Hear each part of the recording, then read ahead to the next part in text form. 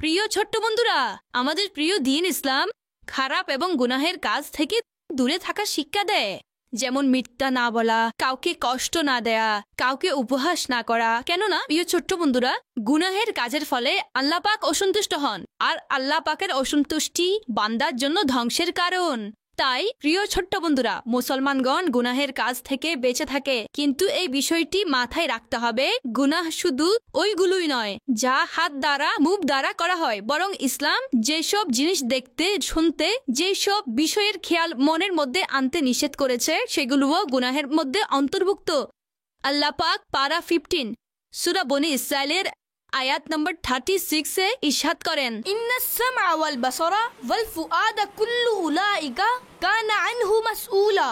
অনুবাদ: নিঃসন্দেহে কান এবং চোখ এবং অন্তর এগুলোর ব্যাপারে প্রশ্ন করা হবে। অর্থাৎ কিয়ামতের দিন কান, চোখ এবং হৃদয় সবগুলোর ব্যাপারে প্রশ্ন করা হবে। তুমি এগুলো দ্বারা কি কাজ করেছো? কান দ্বারা কোরআন শরীফ এবং হাদিস শরীফ শুনেছো, ইসলামের কথা শুনেছো, অন্যান্য নেক কথা শুনেছো, নাকি গিবত শুনেছো, অনর্থক কথা শুনেছো? অনুরূপভাবে চোখ দ্বারা বৈধ এবং ভালো জিনিস দেখেছো, উদাহরণস্বরূপ দ্বীনি কিতাব অথবা মা বাবা এবং বুজুর্গদের দেখেছো, নাকি সোশ্যাল মিডিয়াতে খারাপ জিনিস দেখেছো?